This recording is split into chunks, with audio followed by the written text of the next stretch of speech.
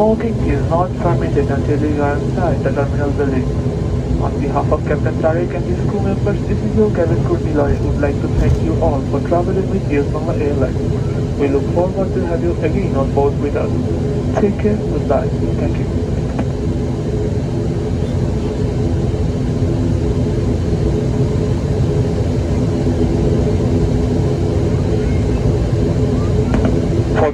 ভদ্রমহিলা ও মহোদয়গণ, আরও একবার আপনাদের মনোযোগ আকর্ষণ করছি।